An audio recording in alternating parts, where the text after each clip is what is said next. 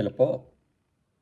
Magandang umaga po, magandang gabi, magandang hapon kung saan man po kayo ang panig ng daigdig ngayon. Maraming salamat po sa inyong walang sawang pagsubaybay sa ating video channel na ito. Muli niyo po akong samahan mula sa simula hanggang sa huli. Ang topic po na ating tatalakayin ngayon ay matured age student entry schemes. Ipagpapauna ko na po sa inyo mga kasama na ito'y tumutukoy pangunahin sa mga domestic student at hindi sa mga international student. Pag sinabing domestic student, ito yung mga nasa kalagayang permanent residence at Australian citizen na po dito sa Australia. Bibigay ko po sa inyo example dito sa ANU. Ang ANU po ito yung Australian National University na nandoon po sa Canberra. Okay po. Sinasabi nila dito na if you are a domestic resident over the age of 21, you do not have an accessible qualification. Sinasabi nila na you need to complete one of the following entry scheme. So meron po sila mga schemes. Remember, being over 21 alone is not enough to gain entry to a new program. You need to complete a pathway or already have a qualification that they can assess. Sinasabi nila, but don't worry, you have a plenty of options depending on your needs. Ito po yung eligibility. You can apply as a mature age student if you are over the age of 21 and you do not have an accessible qualification. You do not need to go through an entry scheme if you meet any of the following criteria. In this case, you might already satisfy the minimum admission requirements and you should follow the application procedure for domestic undergraduate application process described on the Apply ANU webpage. So, punta po kayo sa website ng ANU, tapos may link po ron yung Apply ANU webpage. Ayan po. Sinasabi nila, you have completed year 12 at any time. You hold an associate diploma or advanced diploma. You have at any time completed at least 1 year of full-time equivalent, example, 8 courses at university or college of advanced education at degree level. Yan po.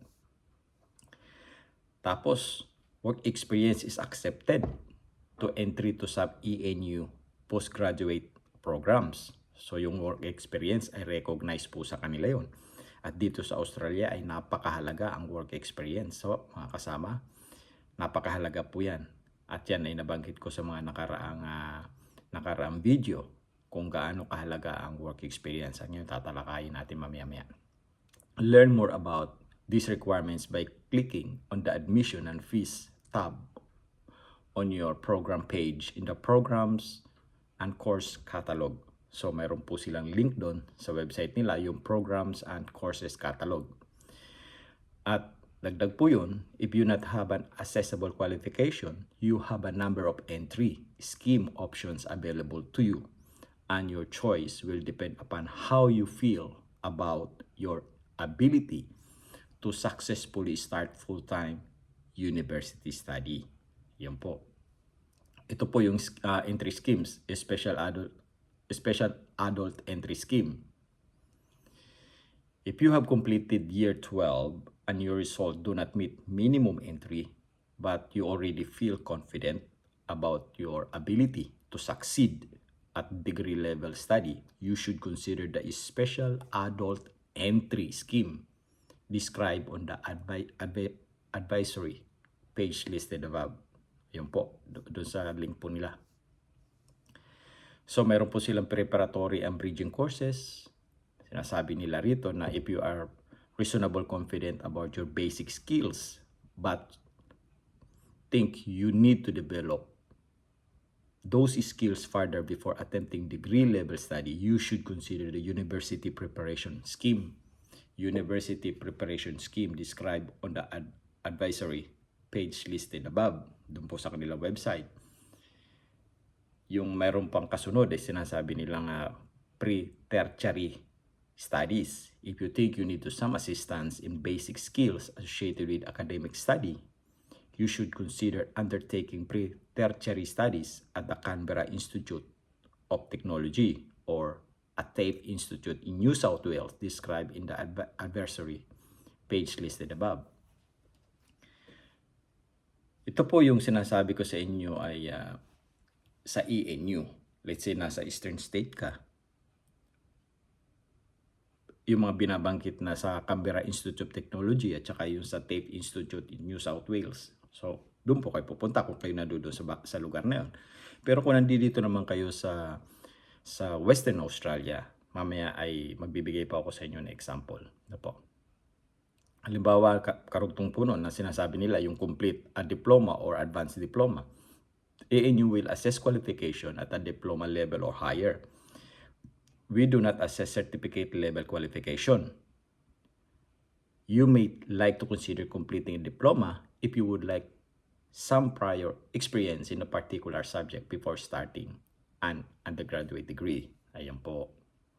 University study, you might also want to consider studying for 1 year at another university and applying to ANU program through a university's admission center based on 1 year or full-time result. This is called transferring to ANU.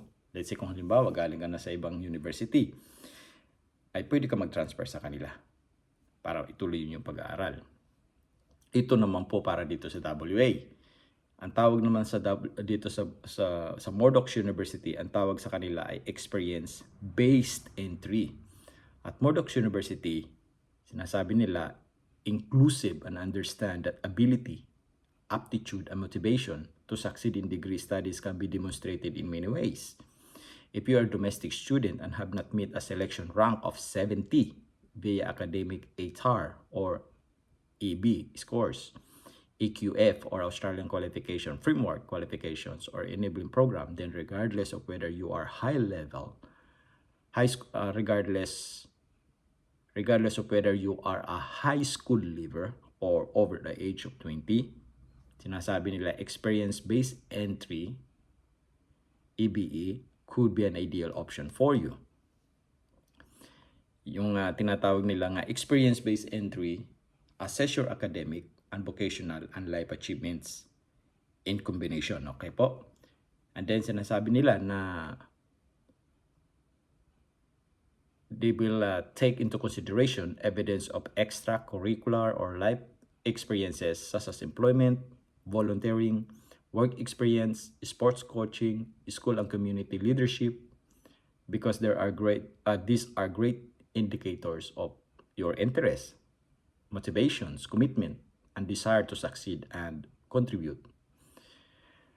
Sinasabi din po nila, depending on what you have achieved, we will assign point based on your academic and extracurricular experiences. You will need a minimum of 3 academic points and 1 experience point for this pathway, and you can find out more about how we assign points below. Ito po yun.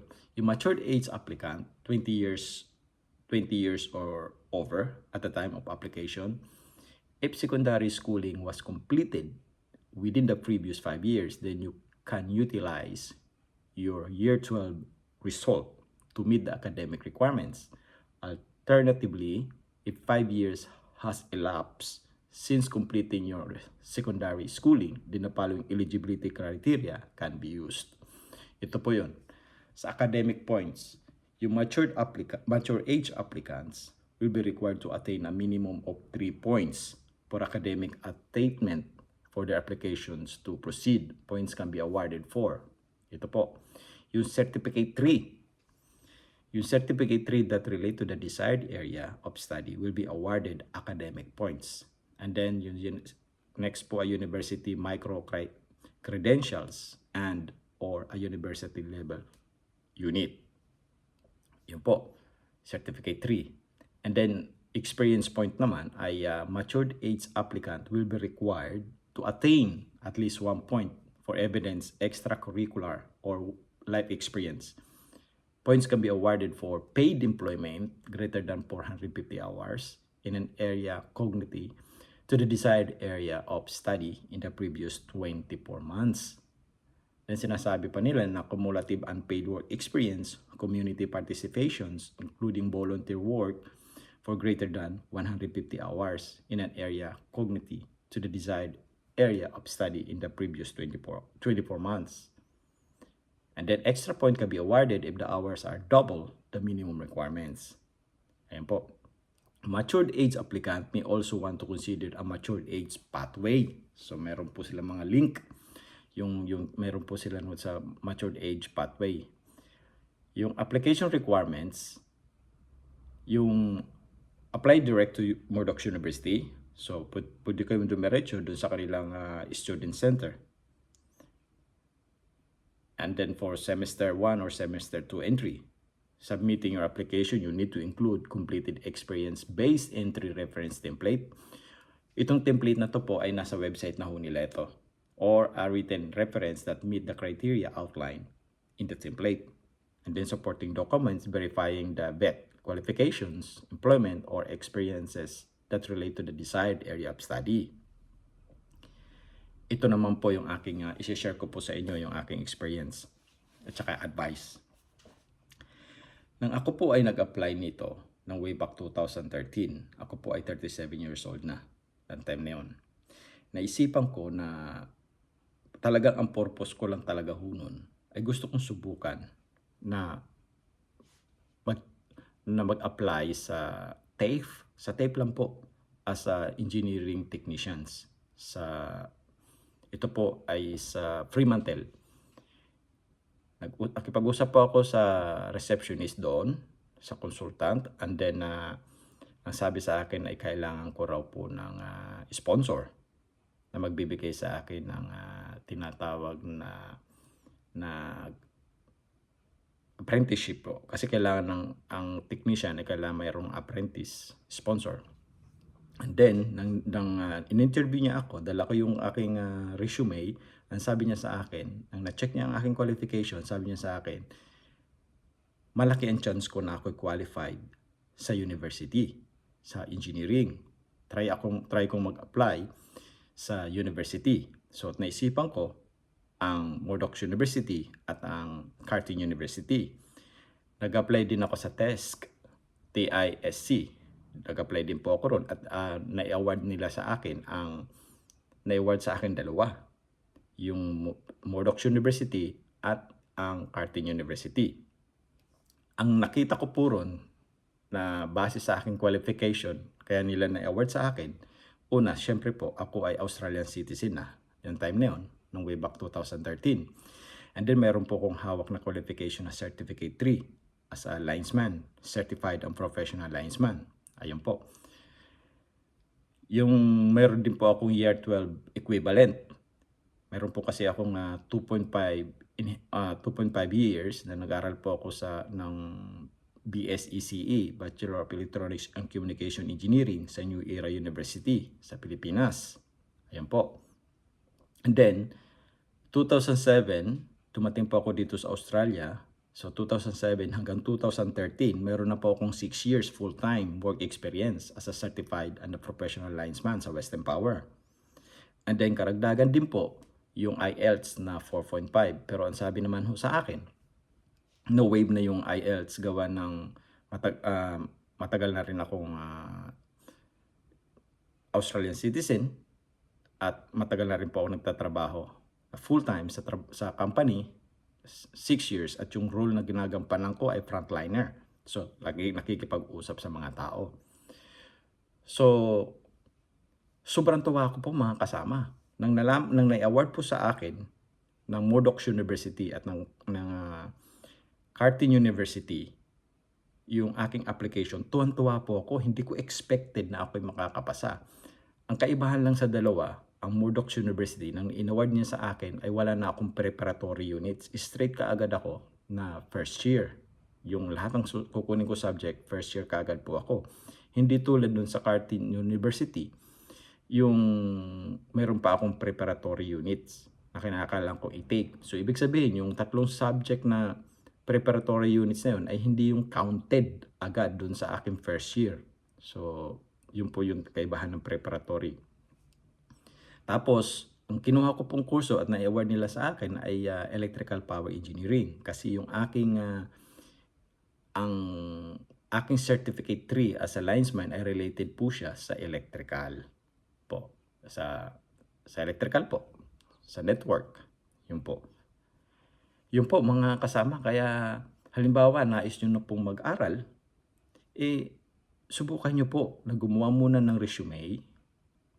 Isulat nyo po buong ilagay nyo po doon yung work experience nyo, yung mga hobby nyo, yung interest nyo, yung educational background nyo, at iba pa mga detalye na sa palagay nyo magbibigay ng karagdagang points sa inyong application. Yun po, kasi doon sa resume po yung dadalhin na ibibigay nyo, ay doon nila masasalamin kung ano yung status nyo. At syempre, unang-una, ay kailangan ay domestic na po kayo. Ibig sabihin ni permanent residents or Australian citizen. Sana na po yung mga malinaw po yan. Yung aking pinigay sa inyong example at yung pagpapaliwanag ko po sa inyo. Maraming salamat po mga kababayan. At sa mga susunod na video na ating tatalakayin ay what are the benefits if you study as a mature age student. Yan po. Okay po, maraming salamat po sa inyong pagsuporta. Paki-subscribe po ang aking YouTube video channel na ito. Paki-like, comments at share po sa ating mga kababayan. Naway nakapagbigay ako sa inyo ng inspirasyon. Maraming salamat po.